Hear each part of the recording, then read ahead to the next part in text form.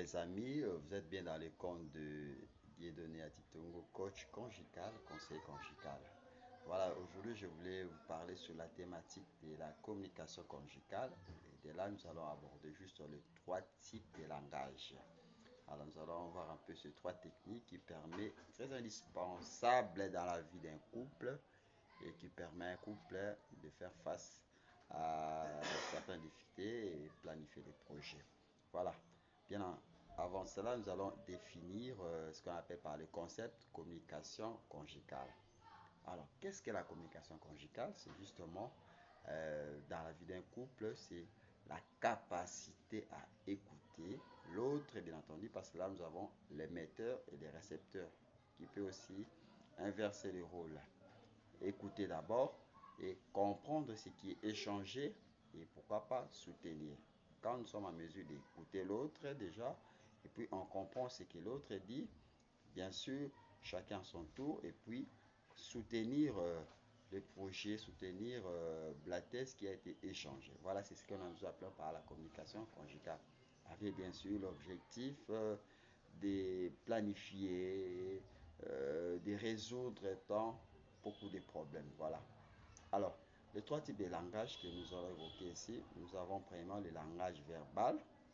C'est quoi le langage verbal ici?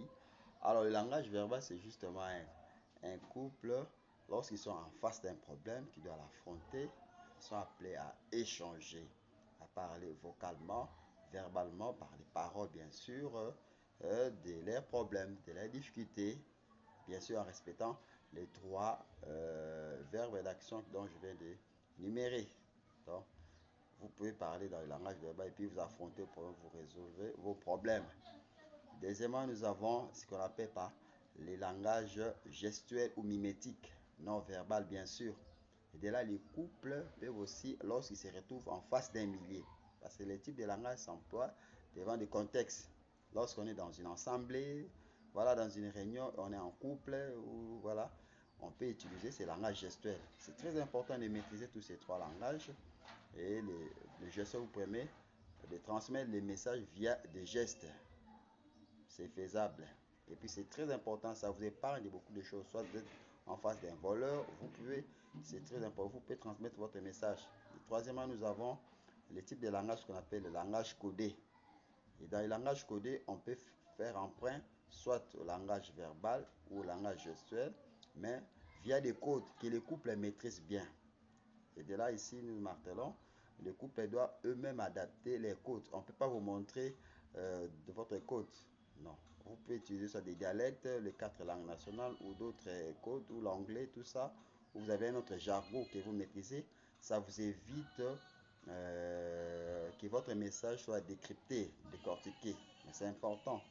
D'ailleurs, nos parents l'utilisaient à une époque, tout ça, hein, pour véhiculer un message, tout ça. Donc, c'est important, même dans les langages codés, même dans la vie sexuelle. Vous pouvez l'utiliser dans la vie sexuelle et même dans la vie quotidienne. C'est très important entre couples d'avoir les trois types de langages. Ok, alors, abonnez-vous sur ma page et puis ne ratez pas d'autres publications. Merci.